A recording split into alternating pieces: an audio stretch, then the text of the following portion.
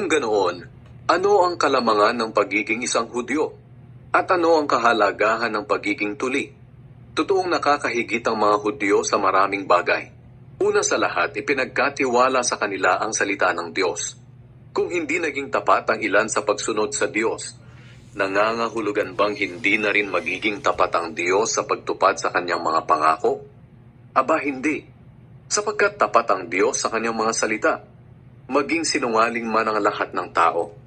Gaya nga ng sinasabi sa kasulatan, mapapatunayang tapat ka sa iyong salita, at laging tama sa iyong paghatod. Baka naman may magsabi, kung sa pamamagitan ng mga ginagawa naming masama ay makikita ang kabutihan ng Diyos, hindi makatarungan ng Diyos kung parusahan niya kami. Ganiyan ang pangangatwiran ng tao. Aba, hindi maaari iyan. Sapagkat kung ganyan, paano niya hahatulan ang mga tao sa mundo?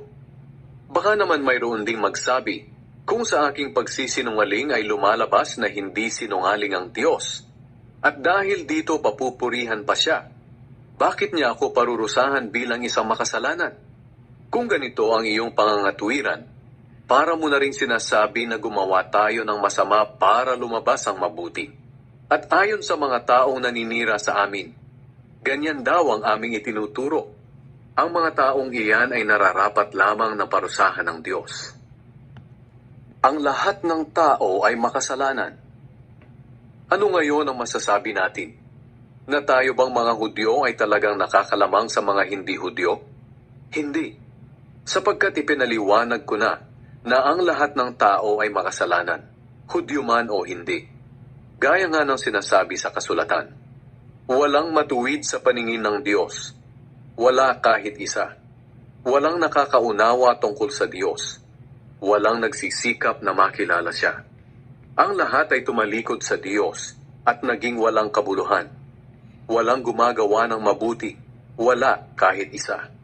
Ang kanilang pananalita ay hindi masikmura tulad ng bukas na libingan. Ang kanilang sinasabi puro pandaraya. Ang mga salita nila ay parang kamandag ng ahas. Ang lumalabas sa kanilang bibig ay panay pagmumura at masasakit na salita. Sa kaunting dahilan lang pumapatay agad sila ng tao.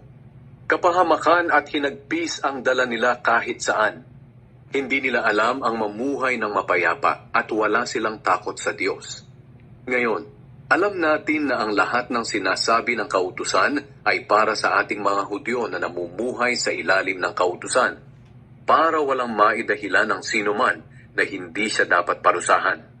Ang lahat ng tao sa mundo ay mananagot sa Diyos, sapagkat walang sino man ang ituturing ng Diyos na matuwid sa pamamagitan ng pagsunod sa kautusan. Sa halip ipinapakita ng kautusan sa tao na makasalanan siya. Pero ngayon, inihayag na kung paano itinuturing ng Diyos na matuwid ang tao. Ito'y hindi sa pamamagitan ng pagsunod sa kautusan.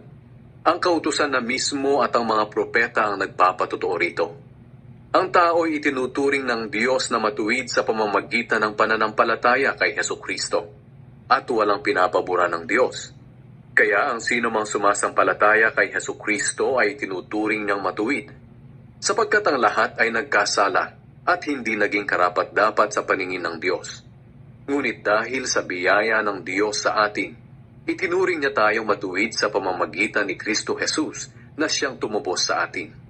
Ito'y regalo ng Diyos.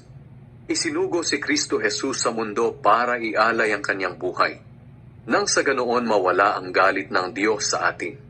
At sa pamamagitan ng kanyang dugo ay mapatawad ang ating mga kasalanan kung sasampalataya tayo sa kanya.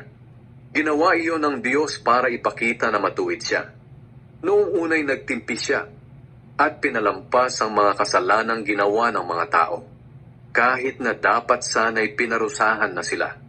Isinugo niya si Kristo para ipakita sa kasalukuyang panahon na matuwid siya.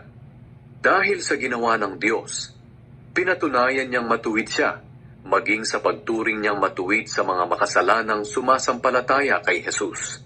Kaya wala tayong maipagmamalaki, dahil ang pagturing sa atin na matuwid ay hindi sa pamamagitan ng ating pagsunod sa kautusan, kundi sa ating pananampalataya kay Jesus.